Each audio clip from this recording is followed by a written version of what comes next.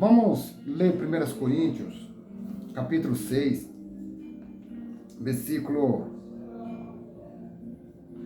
20. Diz assim: fostes comprado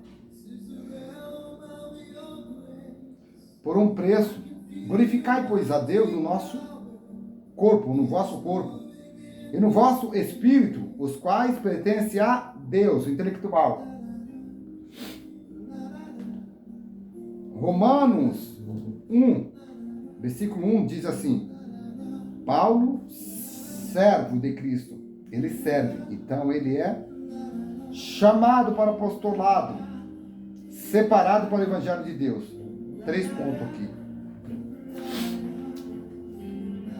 O tema que eu quero te dar hoje é que, como escravo, o crente dedicado leva a marca do mestre a quem ele pertence. Paulo, ele se sente como um escravo de Cristo. Ele sente-se escravizado a Cristo no direito de fazer aquilo que Cristo manda, no direito de fazer aquilo que Cristo pede, pelo preço a qual ele foi comprado por sangue, e sangue humano, comprado por uma pessoa que deu a sua vida para nos dar vida. De que forma? Vencendo a morte e tirando dela, quebrando dela todos os agrilhões, tirando dela todo o poder que ela tinha, que ela teria sobre a humanidade. Cristo trouxe sobre nós e nos deu esse direito. Eu quero te falar algo muito importante nesse momento, no sentido de que eu estou na lei ou eu estou na graça. O que é livre-arbítrio? Livre-arbítrio, irmão, ele é um pensamento que eu sou livre para fazer tudo o que eu quero.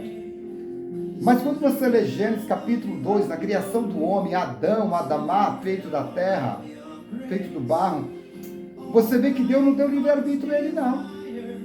Livre-arbítrio é ser livre, fazer o que você quer. Você pode fazer o que você quer, você está liberto.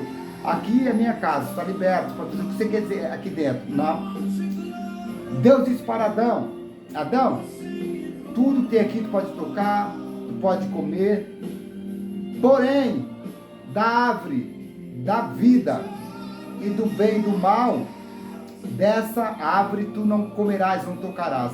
Então não é livre-arbítrio tudo aquilo que tem uma barreira, tem um excesso de liberdade, tem um excesso de liberdade, existe uma barreira, uma norma, entendeu? Uma regra, não é livre, tá? Eu quero falar para você que na graça eu posso tudo, pode tudo que você quiser, irmão. Tudo que eu quero. Ah, então na graça não tem mais pecado? Não. A Bíblia diz que quando Cristo morreu, quando Cristo venceu a morte, ele levou sobre si todos os nossos pecados, todas as nossas falhas, todos os nossos erros. Ponto final. Eu quero te explicar para você não sair falando aí heresias e mentindo por aí ou cometendo grandes erros. Primeira coisa, se eu sou escravo, eu disse 2 pontos aí que eu quero te elucidar, abrir a sua mente. Sou escravo ou de Cristo, escravo do pecado. De quem você é escravo? No Novo Testamento, olha aí que interessante, no Novo Testamento, Deus só é Pai de quem Jesus é Senhor, de quem Jesus comprou, de quem Jesus resgatou, de quem Jesus trouxe de volta, tá? No Novo Testamento, Deus é chamado de Pai 120 vezes, Jesus é chamado 370 vezes de Senhor. Entenda isso. E Senhor no lugar de senhorio. Por que lugar de senhorio? Pela conquista, por aquilo que Ele é, por aquilo que Ele fez, por aquilo que Ele dá, por aquilo que Ele resgatou e trouxe de volta. Por isso eu sou escravo. E os gregos chamam Jesus de quê? Keiros. Keiros, sim, Senhor. senhor dos escravos. E chamar cristão de donos é chamar eles de escravos. O que Êxodo 21:6 fala? Daquele homem da orelha furada. O escravo é assim. Mas eu estou na graça, então eu posso tudo. Sim, estamos na graça. E é pior viver, meu irmão, na graça do que na lei. Nossa, sério? Por quê?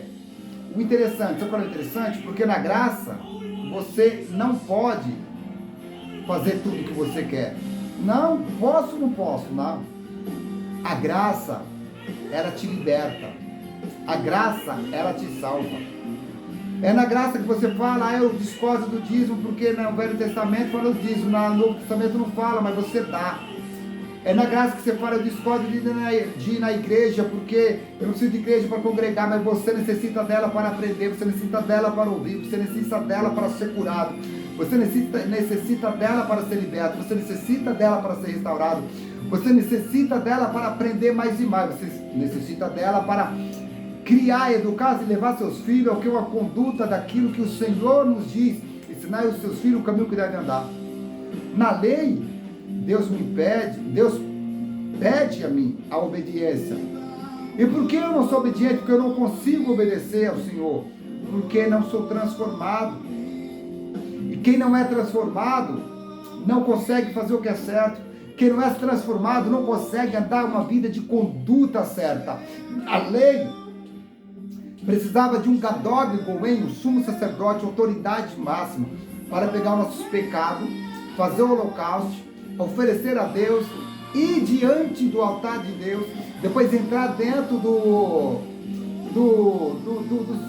cenáculo, entrar dentro do propiciatório lá, ir lá diante da arca, e chegando lá, quem estava de fora? O sumo sacerdote, com a corda amarrada sobre a cintura do sacerdote, aonde havia uma sineta, que quando fazia um barulhinho, eles arrastavam, puxava aquele sacerdote, antes dele ser fulminado, antes dele morrer, por causa do nosso pecado, por causa de nós estar na lei, e ter que obedecer, mas não conseguia obedecer, porque não era transformado. Enquanto ele oferecia lá, você estava aqui fora pecando.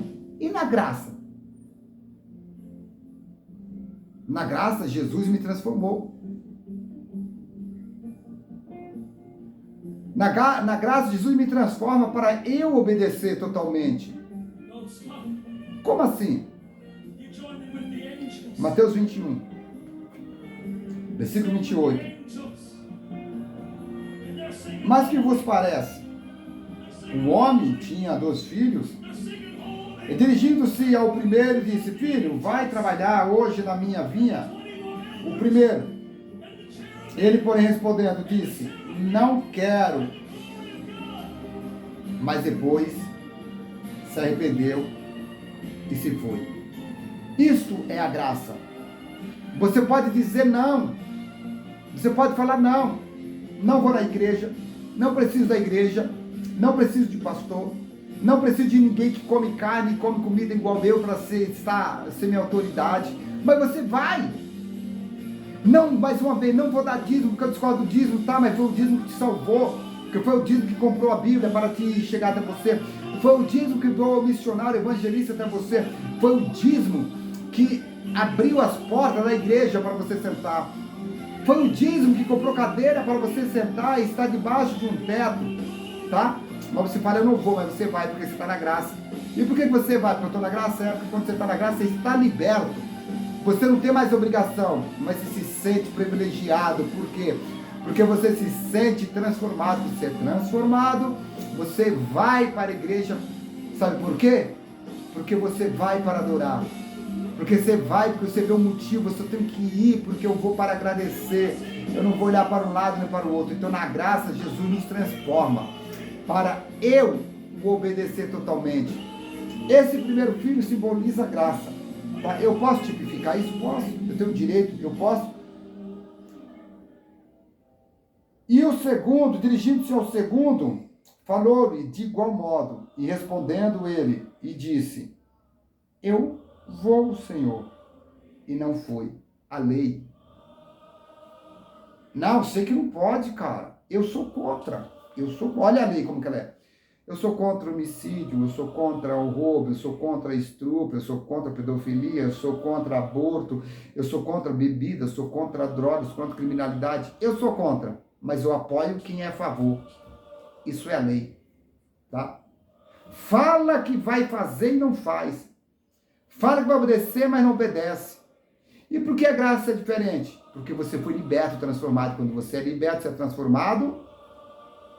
A graça é para quem nasce de novo. E quem nasceu de novo não tem livre-arbítrio. Hoje eu posso tudo. Não faço porque eu estou livre, porque Jesus me libertou. Mas na lei, você não pode nada, mas você faz tudo porque você não é liberto. Então a graça, ela te transforma,